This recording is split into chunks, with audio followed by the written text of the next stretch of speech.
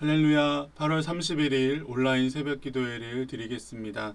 다 같이 찬송가 325장을 찬송하겠습니다.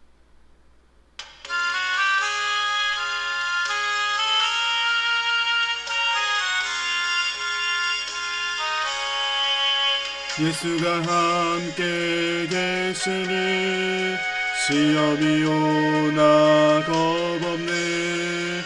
기쁨의 근원 되시는 예수를 위해 삽시다. 날마다 주를 섬기며 언제나 주를 기리고 그 사랑 안에 살면서 딴 길로 가지 맙시다. 이 세상 사는 동안에 주 이름 전파하면서 무한한 복락 주시는 예수를 위해 삽시다.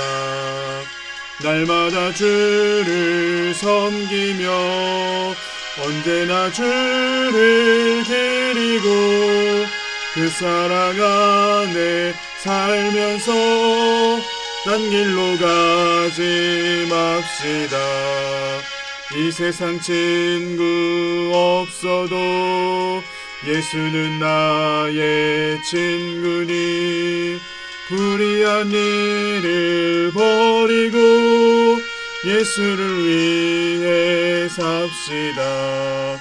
날마다 주를 섬기며 언제나 주를 기리고 그 사랑 안에 살면서 딴 길로 가지 맙시다. 주께서 심판하실 때 잘했다 칭찬하리니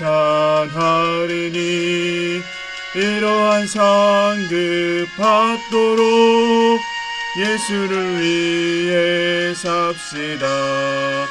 날마다 주를 섬기며 언제나 주를 기리고 그 사랑 안에 살면서 딴 길로 가지 맙시다. 아멘. 기도하겠습니다. 하나님 감사합니다. 오늘도 각 가정에서 영상을 통해 말씀을 듣고 기도하는 모든 성도님들에게 놀라운 은혜와 평안이 있게 하여 주시옵소서. 오늘 하루를 살아갈 때에 우리의 걸음을 인도하여 주옵소서. 우리의 손으로 행한 모든 일이 견고하게 하여 주옵소서. 가정과 일터와 직장이 평안하게 하여 주옵소서. 연로하신 성도들, 몸이 아파 치료 중에 있는 성도들 기억하시고 건강의 회복과 치유의 은총을 부어 주시옵소서. 지치지 않게 하시고 낙심치 않게 하시고 오늘도 하나님을 찬양하고 예배할 수 있음에 감사하게 하여 주옵소서. 하나님, 코로나19 사태가 길어짐에 따라 많은 사람들이 우울감과 피로감을 호소하고 있습니다. 사업을 하고 장사를 하는 소상공인들과 자영업자들의 시름이 깊어지고 있습니다. 교회를 향한 사람들의 분노도 커져가고 있습니다. 하나님, 우리의 선한 목자 되시는 우리 주 예수님께서 우리 국민들의 아픔과 어려움을 위로하여 주시고 우리 모두가 함께 힘을 모아 이 어려움을 이겨내고 극복하게 하여 주시옵소서. 전국적으로 확산되고 있는 코로나19의 감염이 잠잠해지게 하시고 좋은 치료제와 백신도 속히 개발될 수 있도록 도와주시옵소서. 이 모든 일을 행하실 우리 주 예수 그리스도의 이름으로 기도하옵나이다. 아멘.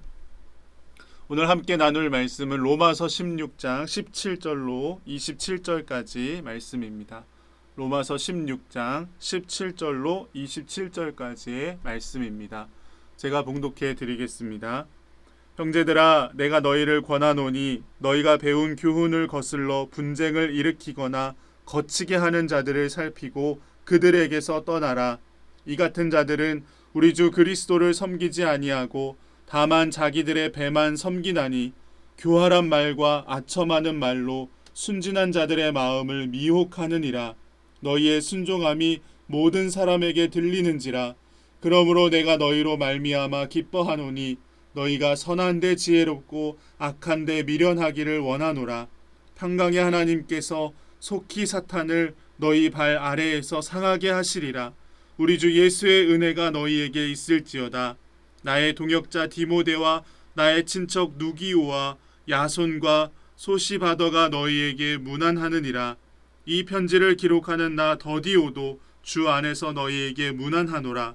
나와 온 교회를 돌보아 주는 가이오도 너희에게 문안하고 이 성의 재무관 에라스도와 형제 구아도도 너희에게 문안하느니라. 나의 복음과 예수 그리스도를 전파함은 영세 전부터 감추어졌다가 이제는 나타내신 바 되었으며 영원하신 하나님의 명을 따라 선지자들의 글로 말미암아 모든 민족이 믿어 순종하게 하시려고 알게 하신 바 그 신비의 계시를 따라 된 것이니 이 복음으로 너희를 능히 견고하게 하실 지혜로우신 하나님께 예수 그리스도로 말미암아 영광이 세세 무궁하도록 있을지어다. 아멘. 네, 교회는 영적인 공동체입니다. 우리 주 예수 그리스도와 하나님의 말씀을 진리로 믿고 따르는 공동체입니다. 오늘 로마서의 마지막 부분에서 바울은 로마 교회의 성도들을 축복하면서 거짓 교사들과의 영적 전쟁에서 승리하도록 격려하고 있습니다.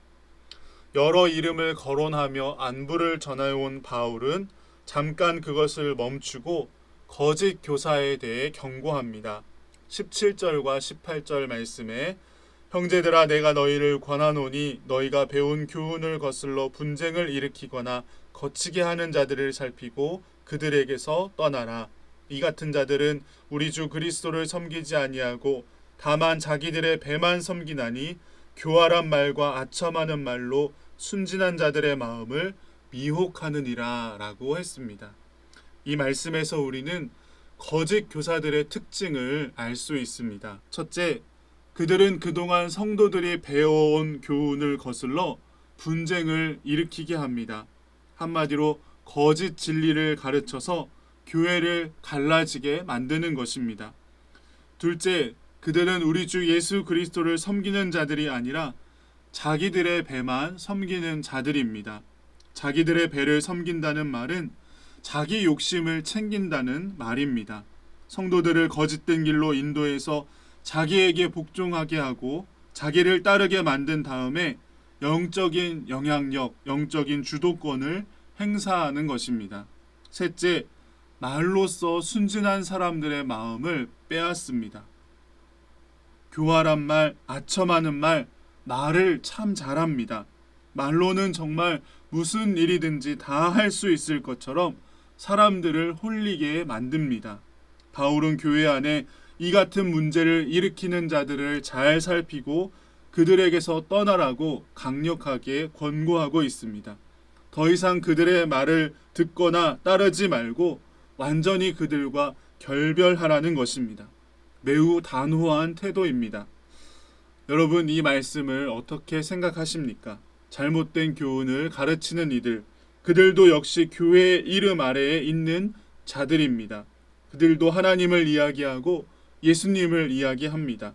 그들도 믿음을 이야기하고 성령을 이야기하고 은혜를 이야기합니다. 어떻게 그들을 구별할 수 있겠습니까? 바울은 이렇게 말합니다.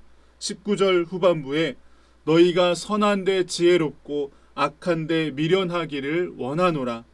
선한 것은 무엇입니까? 성도를 진리로 인도하고 구원에 이르도록 하는 일입니다. 반대로 악한 것은 무엇입니까? 성도들을 미혹에 빠지게 하고 그릇된 길로 인도하는 것입니다. 바울은 로마 교회의 성도들이 진리에는 지혜롭고 거짓된 말과 가르침에는 미련해야 한다고 말하고 있는 것입니다. 오늘날도 마찬가지입니다. 한국 교회 안에 이단과 사이비의 문제가 심각합니다. 성도들을 잘못된 길에 빠지게 하는 많은 사람들, 가짜 뉴스와 영상들이 있습니다. 문제는 그들이 다 교회의 이름으로, 기독교의 이름으로 이런 일들을 한다는 것입니다. 많은 사람들이 이들의 말을 믿고 있고 따르고 후원한다는 것입니다. 그리고 또 이것을 카톡으로, SNS로 다른 사람들에게 퍼나르고 있습니다. 이런 상황에서 우리는 어떻게 해야 합니까? 깨어 있어야 합니다. 분별해야 합니다. 더욱 지혜로워야 합니다. 들어야 할 말을 듣고 듣지 말아야 할 것은 차단시켜야 합니다. 여러분, 우리의 신앙에 있어서 기초가 되는 중요한 요소가 있습니다. 우리 감리교회는 그것을 5가지로 정리하고 있습니다. 바로 성서, 이성, 전통, 체험, 토착 문화, 한국적인 문화입니다. 우리의 신앙은 이 5가지 요소를 기초로 하여 건강하게 세워질 수 있다는 것입니다. 여러분, 우리의 신앙에서 왜 이러한 것들이 중요합니까? 왜 성경이 중요하고, 왜 전통이 중요하고, 왜 이성이 중요합니까? 이러한 것들이 우리의 믿음이 잘못된 길로 빠지지 않도록 기준을 잡아주기 때문입니다. 우리가 좌로나 우로나 치우치지 않고 건강한 믿음, 올바른 믿음을 가질 수 있도록 우리를 붙잡아 주기 때문입니다.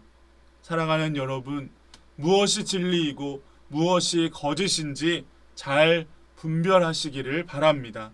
성경을 바르게 이해하고 바르게 해석하고 온전히 깨달을 수 있도록 놀라운 지혜와 분별력을 달라고 기도하시기를 바랍니다. 그래서 오늘 바울의 권면처럼 선한 데는 지혜롭고 악한 데는 미련한 저와 여러분이 되시기를 주님의 이름으로 축복합니다.